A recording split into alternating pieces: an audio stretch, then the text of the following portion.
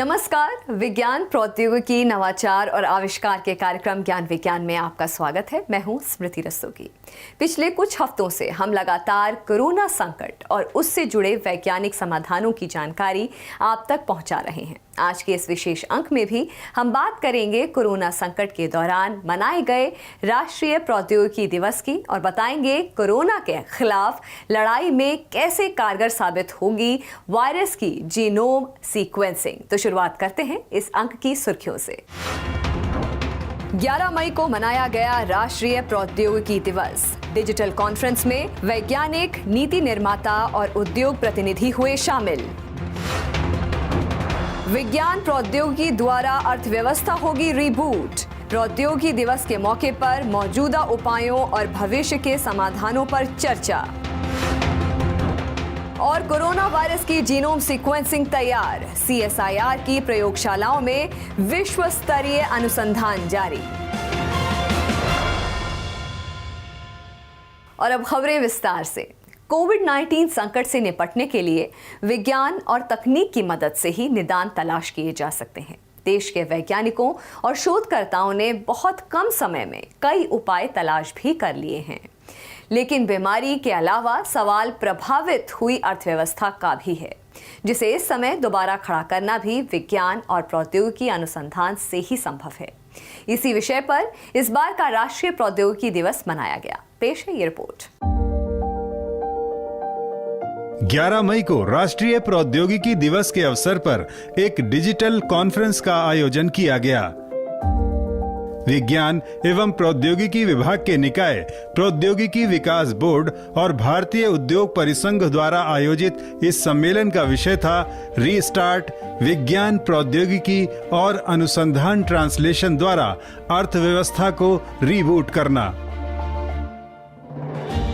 इस मौके पर उद्योगों द्वारा महामारी से निपटने के लिए विकसित किए गए उत्पादों की एक डिजिटल प्रदर्शनी का भी आयोजन किया गया। आपको बता दें, राष्ट्रीय प्रौद्योगिकी दिवस 11 मई 1998 को हुए पोखरण परमाणु परीक्षण की यादगार के तौर पर हर साल मनाया जाता है। ये भारत की प्रौद्योगिकी के क्षेत्र में एक बड़ी उपलब्धि थी। इस दिन को तकनीकी तौर पर देश की ताकत, जरूरत और लक्ष्यों पर विचार मंथन के लिए मनाया जाता है, ताकि देश की सही दशा और दिशा की जानकारी मिल सके। कोविड-19 संकट के दौरान मनाए गए इस प्रौद्योगिकी दिवस के मौके पर वैज्ञानिकों, नीति निर्धारकों और उद्योग प्रतिनिधियों द्वारा ताजा स्थिति पर चिंतन किया गया और भविष्य के समाधानों पर चर्चा हुई।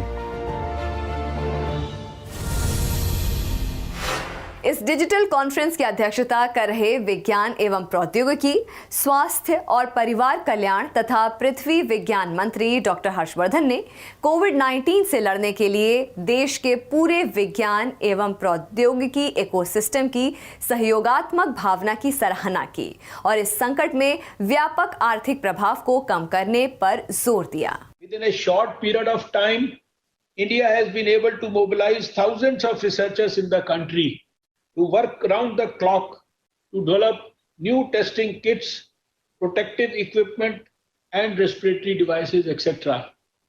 Our government has vigorously activated the Make in India program and involved various R&D institutions of the country in manufacturing the COVID-19 testing kits, masks, alcohol-based sanitizers, personal protective equipments, dress materials for frontline health workers, ventilators, breathing devices for the patients. I am therefore extremely happy that the theme chosen for this year's Technology Day is Restart, reboot the economy through science, technology and research translations. Yes, we indeed need to mitigate the widespread economic impact and prepare for a stronger recovery using self-reliance as the new mantra, and looking for new opportunities to galvanize the growth in technological and industrial sector. On this day, I would like to congratulate all the technology leaders in our country, from the industry and the academia, who have worked very hard over the years to help India attain the leadership position, and more so in these testing times. I would also like to assure that, like every crisis, this too shall pass.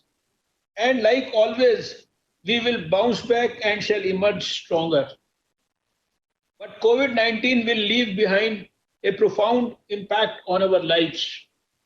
Post pandemic, there would be a paradigm shift in our social structure, global and economic cooperation as well. In such a scenario, it is critical how fast we internalize the lessons, look ahead, and prepare ourselves for the world beyond the COVID 19 pandemic. To emerge stronger, India needs to strengthen building blocks of the economy as well as that of society. इस मौके पर भारत सरकार के प्रधान वैज्ञानिक सलाहकार professor Vijay Raghavan ने बताया कि कैसे देश कोविड-19 का मुकाबला करने के लिए विभिन्न क्षेत्रों में प्रगति कर रहा है और किस तरह वो इन क्षेत्रों में आगे बढ़ेगा। There are over 100 vaccines being developed worldwide, and there are at least 30 attempts being made in India. And these attempts in India fall into three categories, where India is participating in global attempts, where India is leading partnership in global attempts, and where Indian attempts have started from our academia and startups. Because of the time taken for developing vaccines, normally is very long, multiple attempts and huge investment and parallel investment in manufacturing is needed for success. And India has risen to the occasion really well here. And no matter what the outcome is, we can be assured that Indian vaccine industry and Indian vaccine developers would have played a very important role. So this is a very good outcome. In diagnostics, the Department of Biotechnology has led collaborations with multiple other agencies to synthesize reagents required for testing in a network of laboratories. Testing has expanded hugely by this kind of a network, and new tests have been developed by several of our institutions in the CSIR, the DST, and other agencies. This signifies an extraordinary innovation and intelligence in putting together new approaches. Some of these tests are actually truly innovative. Similarly, for hospital equipment and PPE, many of our traditional manufacturers working in multiple areas have reformatted to serve the new purpose of making ventilators, oxygen delivery systems, PPE. The DRDO has partnered with the textile industry in a phenomenal manner.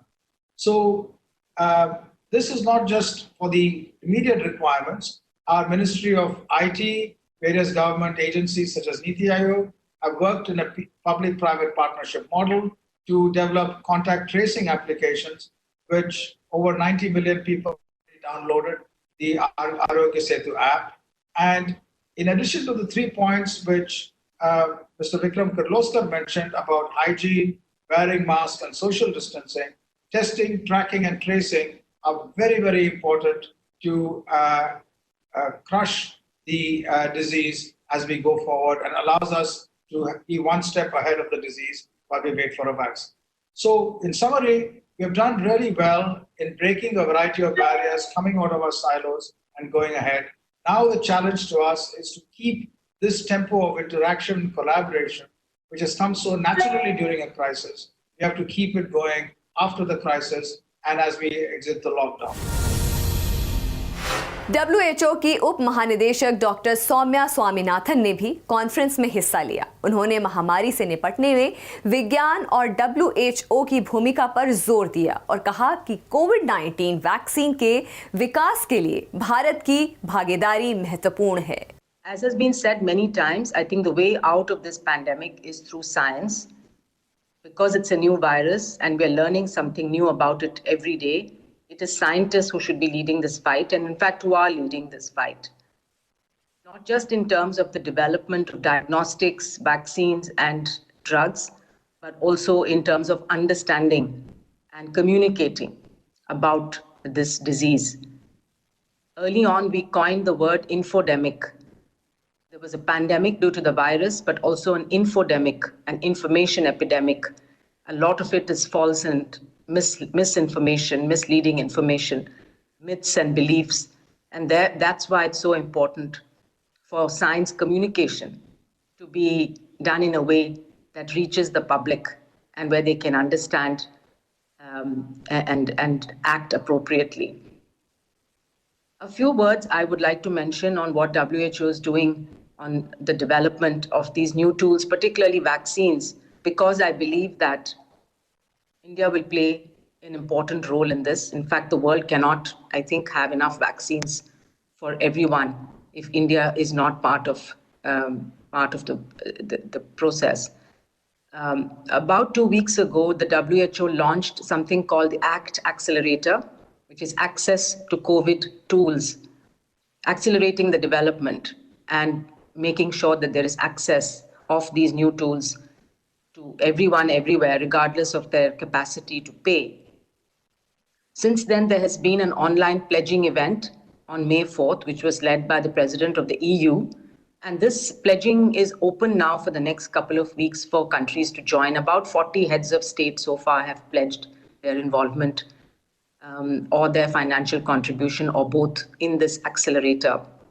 It brings together the private and the public sector, it brings together scientists as well as civil society in order to develop a roadmap and to really accelerate progress by addressing the bottlenecks in the development of a vaccine, which normally takes a minimum of 5 years has been the record so far for Ebola. It's more usually like 10 years that it takes to develop a vaccine from concept to when it's available.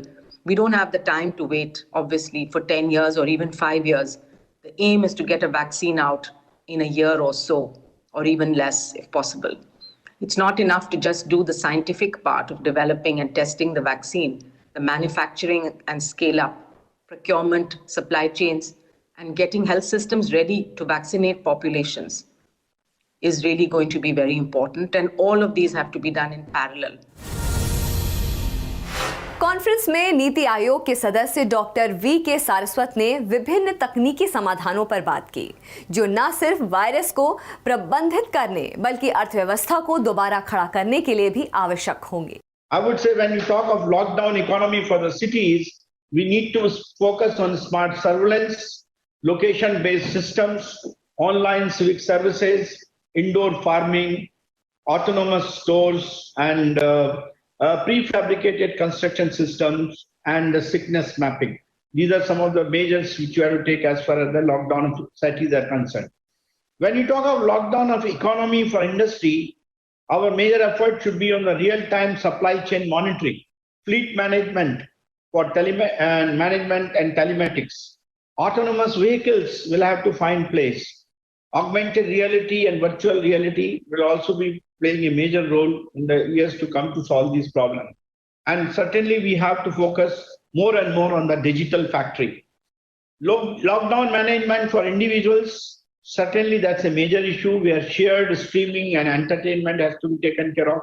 We have to develop a rigorous infrastructure for remote working and loneliness management. A large number of people are suffering because of that. Stress and anxiety reduction, online learning, food and grocery delivery, indoor workout platforms, and so on. Remote healthcare is a major requirement. We can't be taking everybody to the hospitals as we are seeing today. There may be overflooding in the days to come. So we need to go for remote monitoring and telehealth and respiratory monitoring, digital stethoscopes, and mental health clinics and wearable sensors. इस महत्वपूर्ण चर्चा में विज्ञान एवं प्रौद्योगिकी विभाग के सचिव प्रोफेसर आशुतोष शर्मा ने बताया कि पिछले 50 वर्षों में विज्ञान और तकनीक के क्षेत्र में हासिल उपलब्धियां अब कैसे कोविड-19 संकट के विभिन्न पहलुओं से निपटने के लिए समाधानों के रूप में काम आ रही हैं और ये समाधान लॉकडाउन के बाद हमारी गतिविधियों को सामान्य करने में कैसे मदद करेंगे. Expertise remain very important and they are indeed made possible entirely by ICT, by data-driven technologies, data analytics, as well as artificial intelligence. And also going forward, if you look at zoning and looking at the containment and so on, clearly geospatial information systems are very important. in terms of supply lines, managing supply lines, in terms of managing information, managing resources for the people. What are the nearest COVID hospitals, for example? What are the nearest facilities available, and so on? So geospatial technologies are already playing a big role, and Survey of India, for example, is putting out these digital maps for the services which are required. So in terms of distancing and masking, it's so heartening to see that even a variety of new kind of high-tech masks have evolved in just last 2 months, despite all the constraints. These are very, very interesting ideas that I would not have good time to get into. But while opening up our industry, while opening up our markets, opening up our education, clearly disinfectants and sanitization processes would play a huge role. And so these are the systems, for example, which are based on robots, remote controlled, unmanned operations, deep UV light cleaning, and a variety of those things, ionizers and so on, both for hospital use as well as for industry use as well as home use. So there have been many innovations, very compelling innovations that have come forward very, very quickly on this front. And this would be greatly helpful as we go back to schools, we go back to colleges, and we go back to industry and reviving our activities.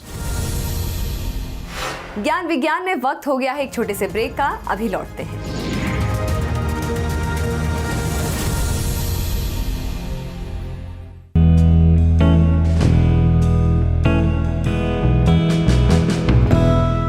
नमस्कार दोस्तों, मैं हूं गौरांशी शर्मा।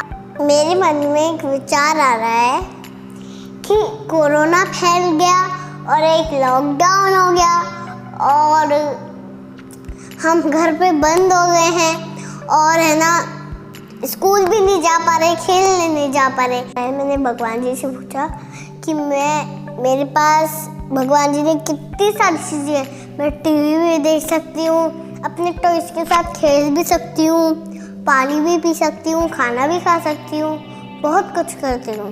लेकिन उन लोगों का क्या, जिनके पास कुछ भी नहीं है, वो कैसे रह रहे होंगे, वो कैसे खा रहे होंगे। आज मैं आपसे एक प्रॉमिस लेना चाह रही हूँ कि आपके आसपास कोई हो जिनके पास कुछ नहीं हो, खाने पीने का कुछ नहीं हो, कपड़े नहीं हो, उनको ज़रूर दीजिए। तो आप करोगे अपना प्रॉमिस पूरा मेरे से। जाते जाते मैं आपको एक गाना सुनाती हूँ। नन्ना मुन्ना राई हूँ, देश का सिपाही हूँ, बोलो मेरी संत। जय हिंद जय हिंद जय हिंद जय हिंद जय हिंद जय हिंद, भारत माता की जय।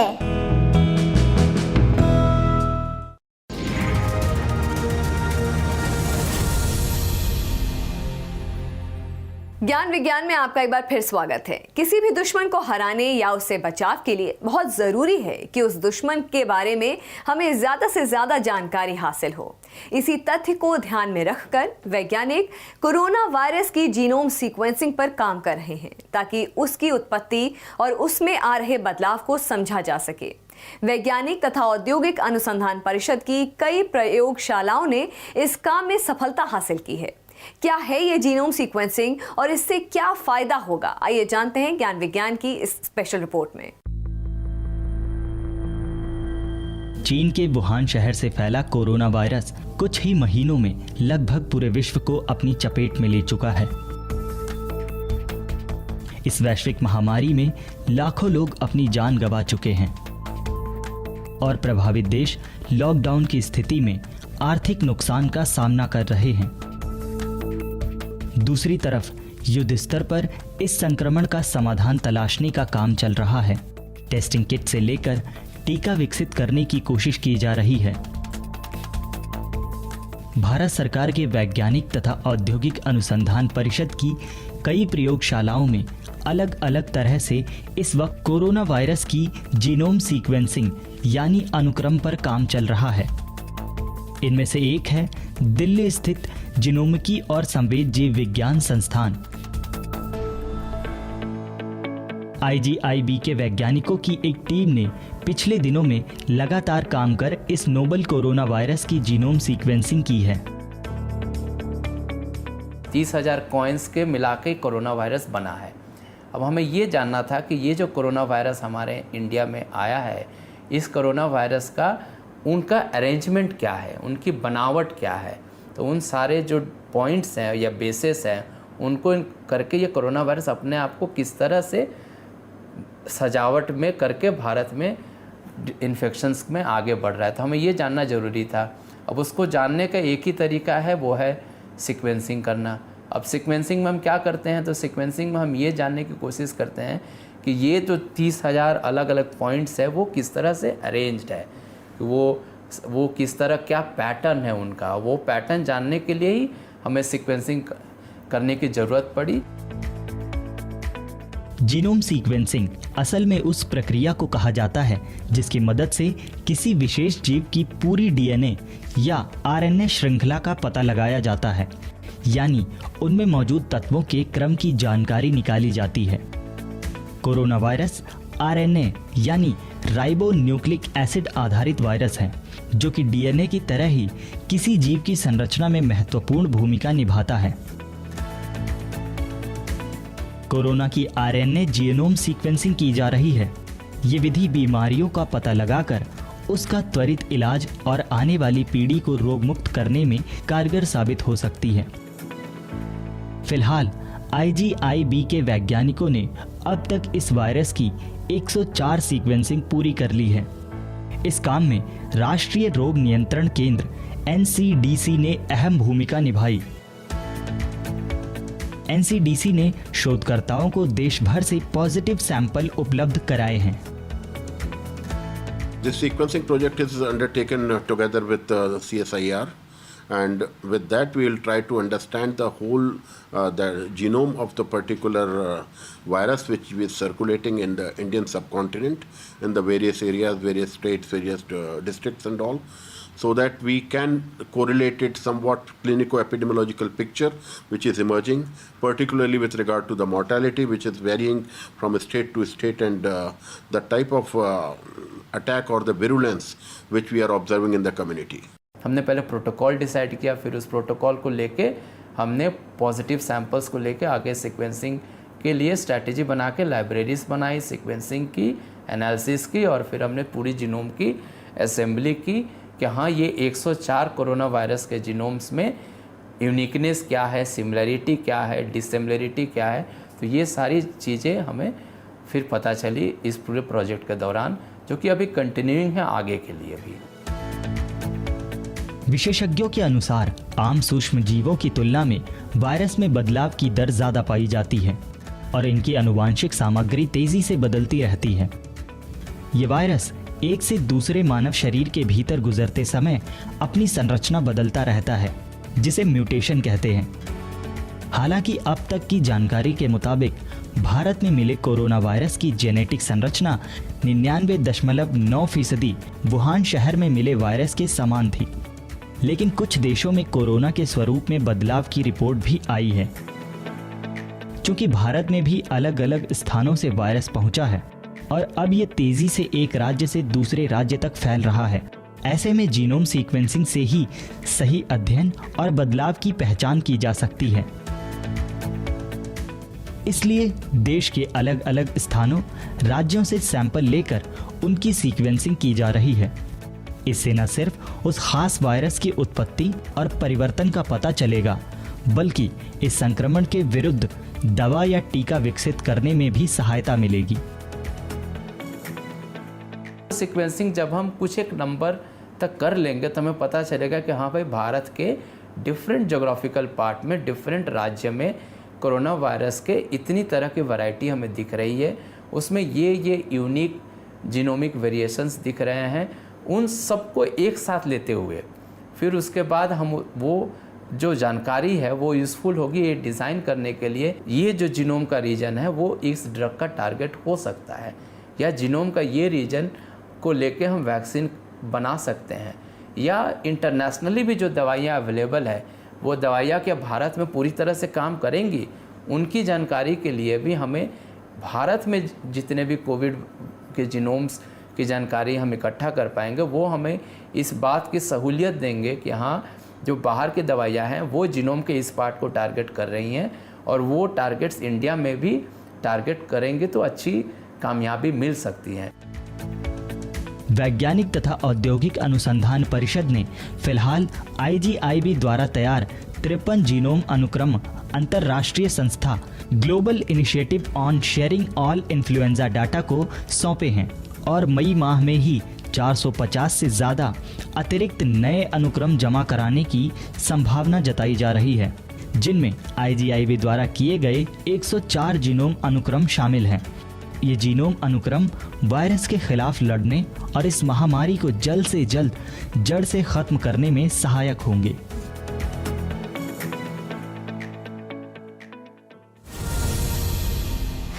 कोरोना वायरस पर हमारे इस विशेष कार्यक्रम में इतना ही। आपको हमारा ये कार्यक्रम कैसा लगा या आपका कोई सुझाव है तो आप हमें ईमेल कर सकते हैं। हमारा ईमेल पता है news@vigyanprasar.gov.in। आप अपनी राय हमें डाक के द्वारा भी भेज सकते हैं। हमारा पता है विज्ञान प्रसार, 5वां तल, पृथ्वी भवन, लोधी रोड, नई दिल्ली 110003। हमारे इस विशेष अंक में आज इतना ही। नई जानकारियों के साथ अगले सप्ताह इसी वक्त इसी चैनल पर एक बार फिर होंगे हाजिर। तो बने रहिए हमारे साथ वैज्ञानिक सोच के साथ। नमस्कार।